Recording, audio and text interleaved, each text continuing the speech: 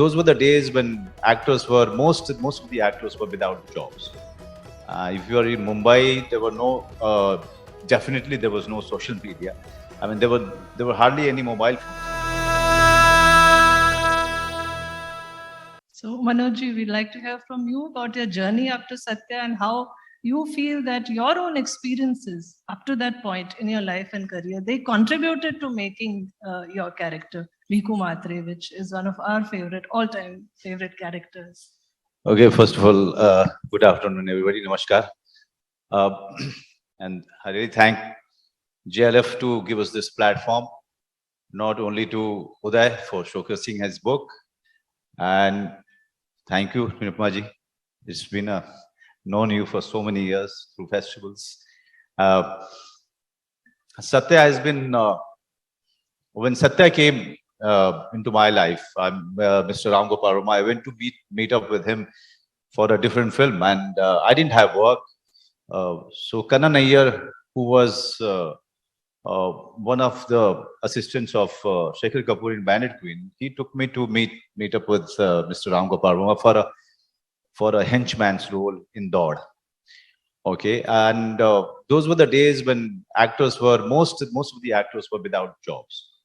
If you are in Mumbai, there were no definitely there was no social media.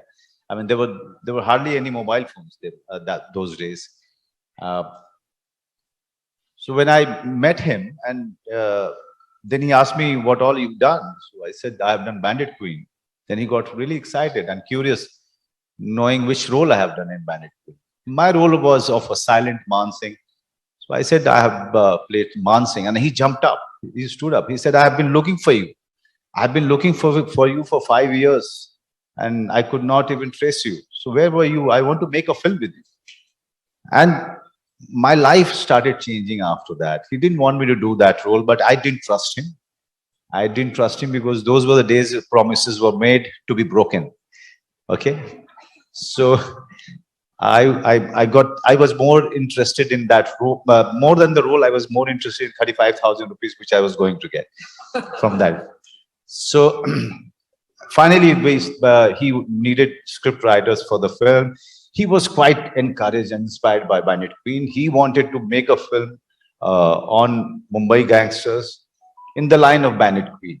That kind of realism he wanted. Those were the kind of technicians and actors he wanted to work with. He has given me the job to introduce him to the talent which was there outside. So in that process, I got short of Anurag Kashyap to have a meeting with him. All of them gelled very well, and that's how Satya started being written. First and foremost, I was thinking that I'm going to play the hero's role, but after a few days of the script writing, Brahmu told me that there is another role I want you to play, because Satya I don't need theater actors, but for Bhiku I need a theater actor who can actually pull off. I was very depressed. I was quite depressed that a hero's role is gone from my hand, but nonetheless I didn't have any other choice. So started working on Bhiku Mhatre. But to your surprise, Nirupmaji, I must tell you that I had no experience of gangsters from Bombay when the role was given to me. I always work on the backstory of the character. So when I started working on it, I needed somebody who could teach me Mumbai accent, Kolhapuri mostly. And then I came to know that the maid who was to come to my house to clean the dishes or clean the house, she was from Satara Zilla. So I started observing her, and most of the Bhiku Mhatre antics, most of his behavior pattern, few of them are imaginary, but few of them came from all the gangsters that I've seen in my small town, Betia. So somewhere I realized that it's always the mindset that one has to work upon. The rest, everyone is the same. Language and all of these things can be learned, can be acquired, but it's the mindset that I have to work on. I tried to make him vulnerable, emotionally vulnerable. Uh, the and also during my research, I have realized that all the gangsters who are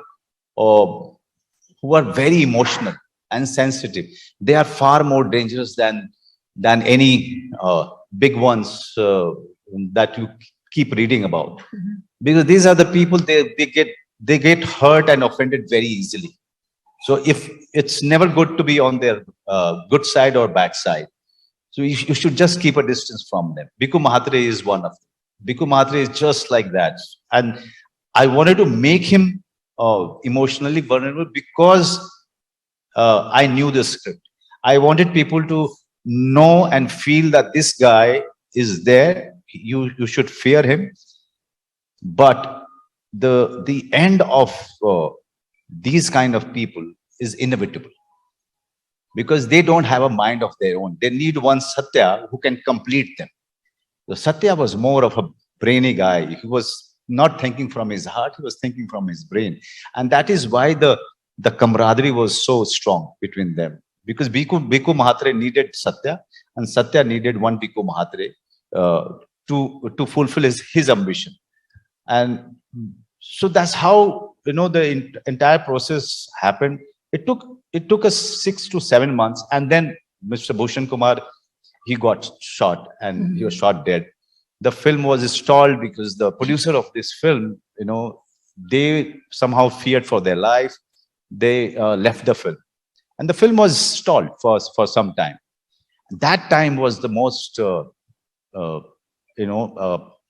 a difficult time for all of us because we didn't have any other job. We had only this film to fall back upon. And Ram Gopal Varma, I must tell everyone that single-handedly this man has not only made possible the things possible for this film and for all of us, but single-handedly he changed the entire film industry with this one film, and that too with rank outsiders, as you were mentioning. True, yes. Everyone was an outsider. No one was connected to the film industry. No one had a big job to boast of. Okay, at that point of time. So in fact, I think it's good that none of you came with preconceived notions about what Mumbai gangsters are like. And most of us were not from Mumbai too. Absolutely. That's Mr. Ram Gopal Varma was from Hyderabad. Right. He was based out of Hyderabad. He had a flat in Mumbai, but he was based out of Hyderabad. J.D. Hooper, he came from USA to shoot the film. He was a documentary filmmaker. Sure. He was not a proper professional cinematographer. He was a documentary filmmaker. Mazhar Kamran was the second unit cameraman. Anurag Kashyap is from Banaras. Saurabh Shukla is from Delhi.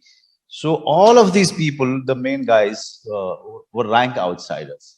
So all of you really contributed to the script in that sense. But did you also ad-lib your dialogues? Did Ram Gopal Varma give you the freedom? So what they used to do that the rough screenplay was there, and one day they used to find a location, and we used to get a call. We are shooting tomorrow, and then we used to rush, and some of the scenes are candidly shot. And some of the scenes where Anurag Kashyap and Saurabh Shukla used to give me the liberty of creating that scene on the set. So that's how it all happened. The energy was so amazing on the set.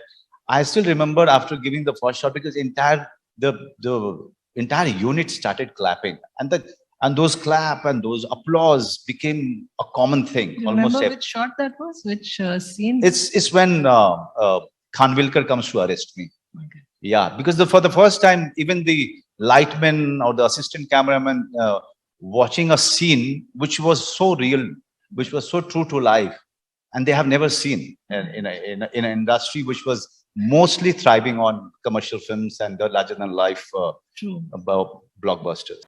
If you've enjoyed the conversation that you just heard, do subscribe to our channel for much more.